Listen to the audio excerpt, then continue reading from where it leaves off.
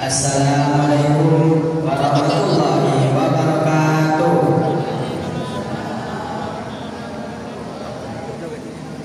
Alhamdulillahirabbil alamin. Wassalatu wassalamu ala asrofil anbiya'i wal mursalin wa ala alihi wa sahbihi ajma'in. Yang pertama-tama, marilah kita panjatkan puja dan puji syukur kita atas kehadiran Allah Subhanahu wa taala yang telah memberikan rahmat dan karunia-Nya sehingga kita dapat berkumpul di masjid ibadah yang sama-sama kita cintai ini. Selawat meramaikan salam tak lupa pula kita hadiahkan kepada junjungan alam, yakni Nabi besar Muhammad sallallahu alaihi wasallam. Bila pas kita bersama, Allahumma shalli ala Muhammad wa ala ali Muhammad. Yang saya hormati Bapak Imam Masjid dan yang saya hormati bapak-bapak dan ibu-ibu yang telah hadir pada malam hari ini, dan yang saya banggakan teman-teman sebagaimana. Saya tidak akan memperpanjang kata-kata mukadimah. Saya masuki acara yang pertama, yaitu protokol yang sedang berlangsung, dan yang saya masuki acara yang kedua, yaitu ceramah yang akan disampaikan oleh Al-Ustaz Zulkifli SAI. Kepada Al-Ustaz dipersilakan dengan segala hormat.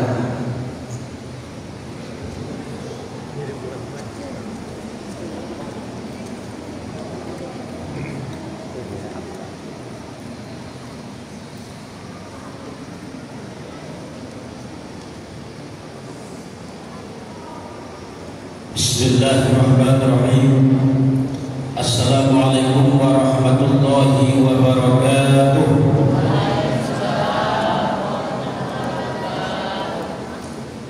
Alhamdulillahirabbil alamin wal 'aqibatu lil muttaqin wa la 'udwana illa 'alal zalimin. Asyhadu an la ilaha illallah wahdahu la syarika lahu wa asyhadu anna Muhammadan 'abduhu wa rasuluhu la nabiyya ba'dahu. Yang sama-sama kita hormati sedang para imam, para pengurus, alim ulama, kiri pandai, pemuda masyarakat, bapak-bapak dan ibu-ibu kaum muslimin dan muslimat yang dimuliakan oleh Allah Subhanahu wa taala. Pertama sekali puji dan syukur mari sama-sama kita sampaikan kehadiran Allah Subhanahu wa taala dengan mengucapkan alhamdulillahirabbil alamin. Salam dan salam kita sampaikan pula pada Nabi besar kita Muhammad sallallahu alaihi wasallam. Allahumma shalli wa sallim ala Muhammad wa ala ali Muhammad. Bapak-bapak dan ibu-ibu kaum muslimin dan muslimat yang dimuliakan oleh Allah Subhanahu wa taala.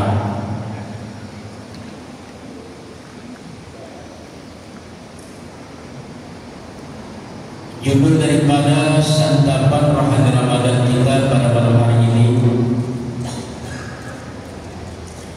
hak seorang muslim atas muslim lainnya. Ikut waktu tentang periksa ya. Kalau topik judulnya ibu tanda tangan. Hak seorang muslim atas muslim lainnya.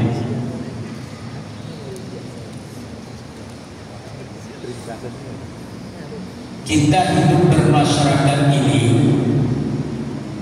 tentu ada hak-hak yang harus kita penuhi. Kalau seandainya kita ditawarkan, Ustaz Zul, tinggallah daerah Sungai Nore,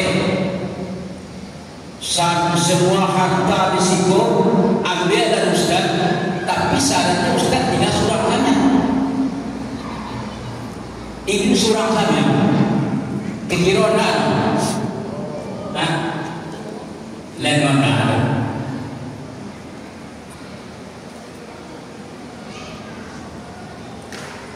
Begitu perlunya kita dengan orang lain. Kalau seandainya ada seseorang mengatakan aku tak butuh orang ini, tak butuh orang ini, tak butuh, itu bohong. Ketika kita sakit, aku butuh orang lain. Makanya kalau apa jangan selalu berang-berang begini. Ketika sakit, baru tahu. Kalau sempat kurang maklum sakit abang sudah. Ataupun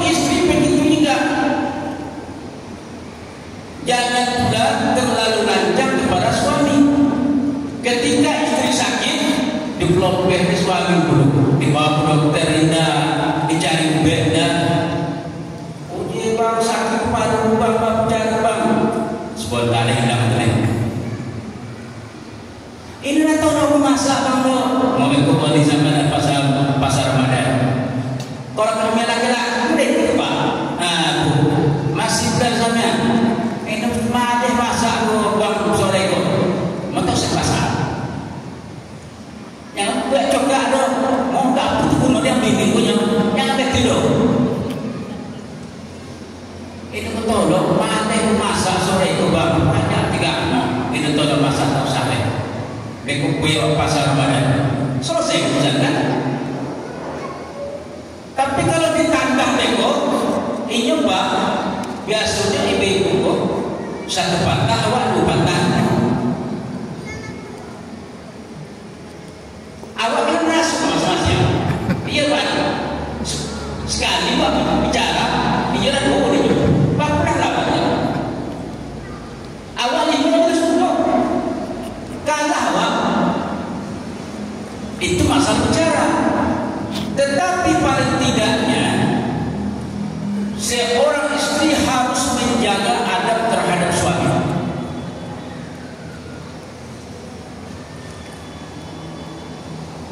Pada suatu hari Rasulullah bertanya kepada Fatimah anak beliau, wahai Fatimah, tahukah engkau siapakah nanti yang nomor 2 masuk surga? Nomor pertamanya Nabi, nomor 2-nya siapa? Kata Fatimah, ya aku lah. Aku kan anak baginda Rasul. Tak mungkin aku belakangnya masuk surga. Maka jawab Rasulullah, bukan engkau, tetapi yang masuk surga itu adalah ada seorang yang wanita yang bernama Muti'ah. Siapa nama kau? Muti'ah. Lelang siko. Lelang Muti'ah siko. No. Kalau lagi anak surga lelang Muti'ah. Bagaimana cerita Muti'ah? Maka suatu hari karena Fatimah ini mendapat kabar dari ayahnya Rasulullah bahwa orang yang nomor 2 masuk surga nanti yang bernama Muti'ah.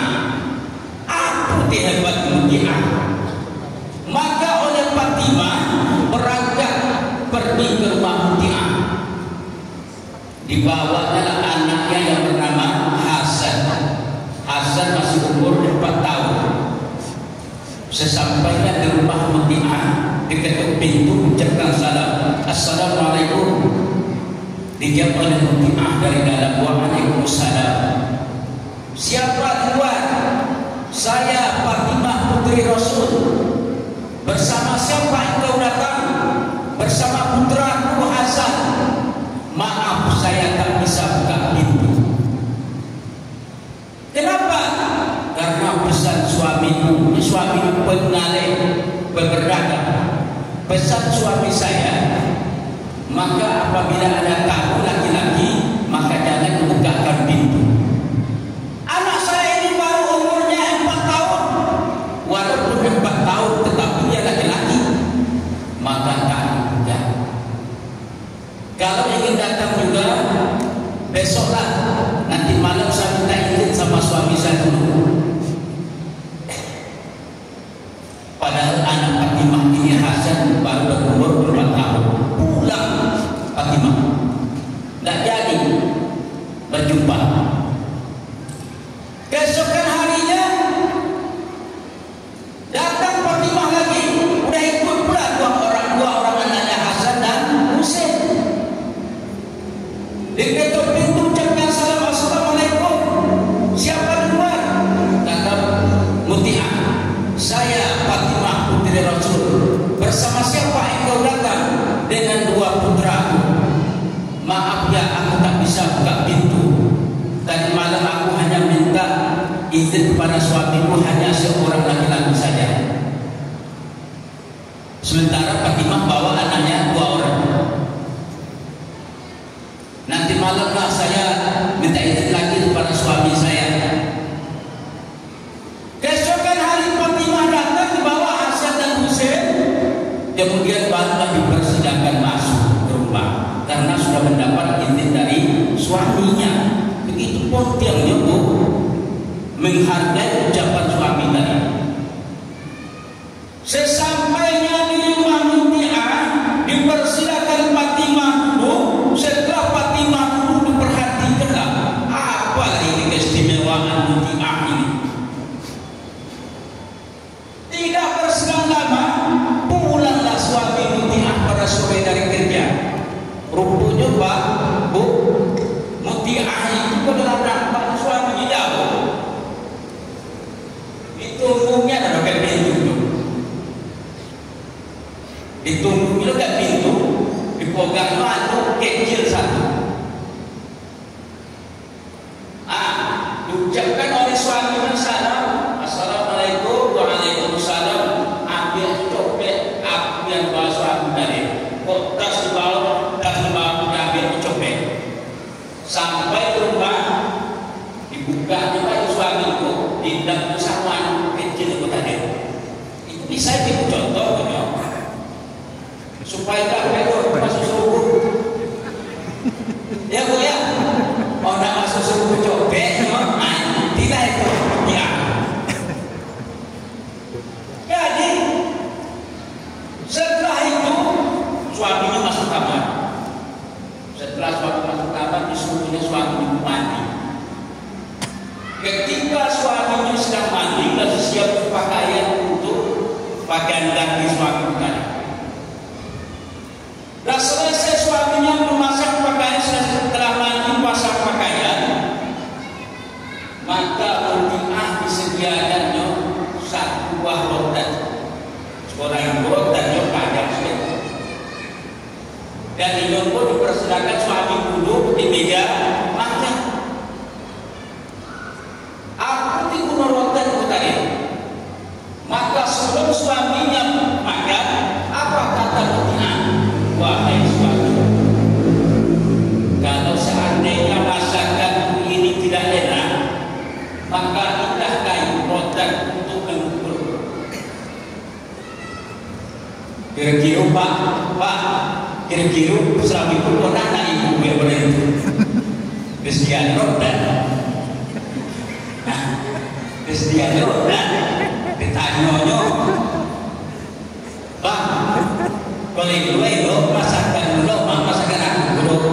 Aku rotan Pak, pukul aku. Agak aku pun aku buat lebih kan. Cuman suami, awak suami harus tahu dulu. Ketika suami istri aku memasak roti-roti, mulai jam 2, kemudian puasa kan? Sampai sore dia punya masak dapur tu, abi membuat anyam, membuat beca dulu, abi nak buat beca, membuat ikat berlaku apa? Itu kuperi. Ketika makan, ditanya oleh istri tadi, bang, rasa bang, lemaknya, jangan tidur dulu, kemudian buahnya. Bangunan tak klasik kan 2 bulan. Dia berbohong untuk menyenangkan istri itu boleh, tapi berbohong masalah makanan tadi. Kalau masalah ini pun boleh. Ini boleh dong. Artinya apa? Ketika istri bapak masakan udah makan kalau yuk, walaupun itu nyawa dekat asyik dekat kamu tapi yang lain itu. Tapi kalau ada nasihat itu mau disuruh masak, jangan terlalu banyak berpegang. Artinya jangan sedang situ dulu. Wah, aku boleh ikut balik kan? Enggak boleh makan lagi. Itu menyenangkan hati istri. Dan suami pun harus bisa melihat keadaan istri. Makanya dalam Islam itu, kalau ceramah Ustaz Ucen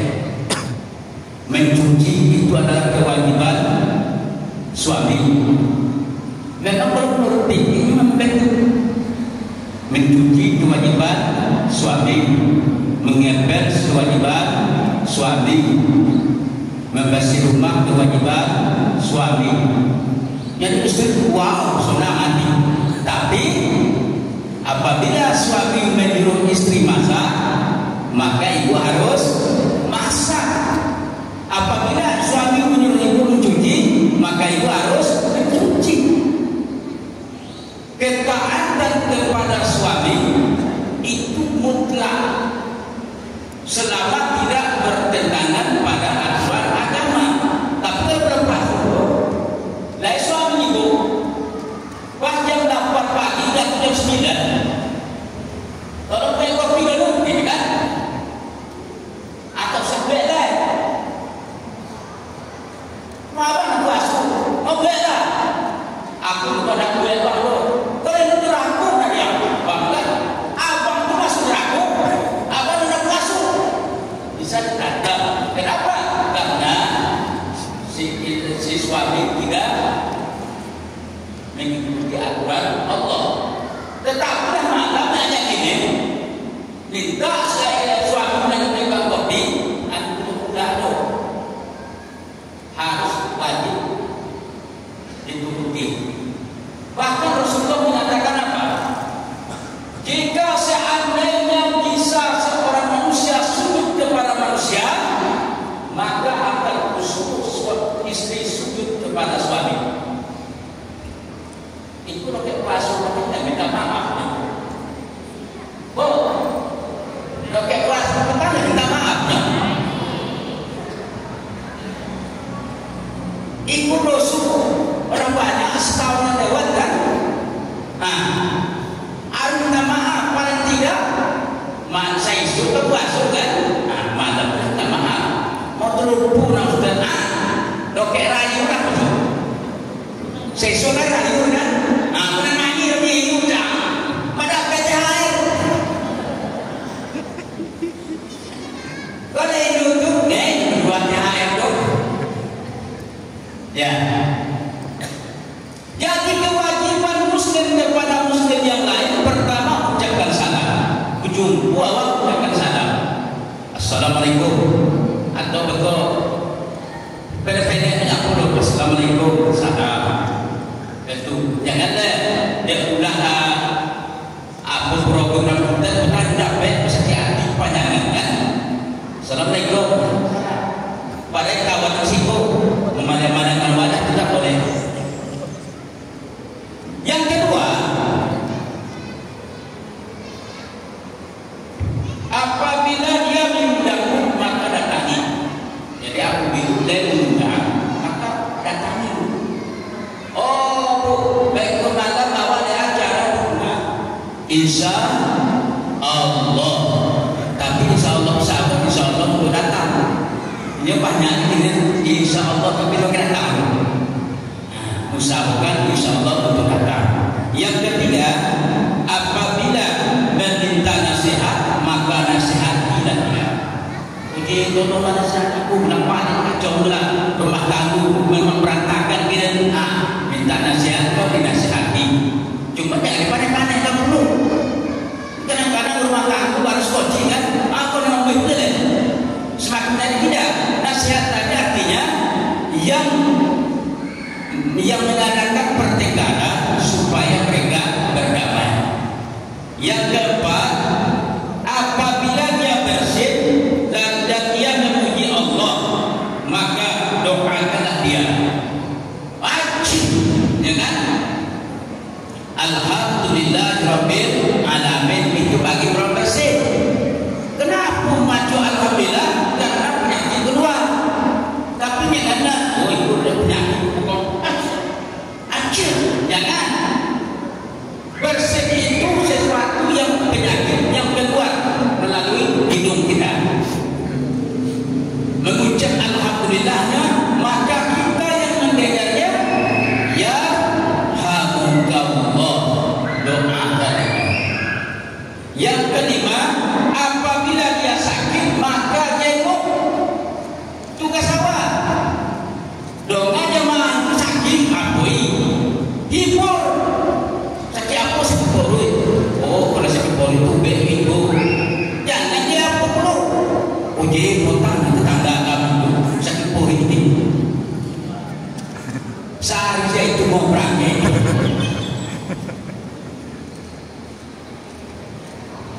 Mau takbil tambah sakit. Setelah waktu itu tambah sakitnya.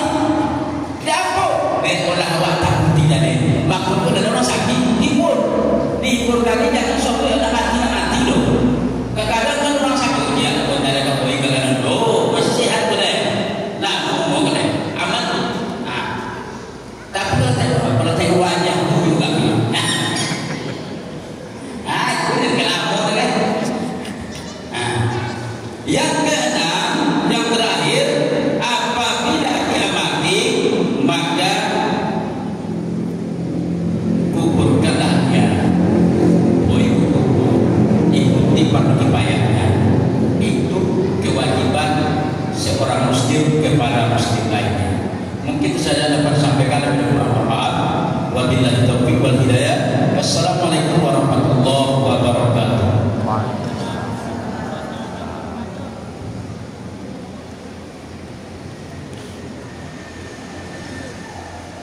Terima kasih kepada Ustaz, semoga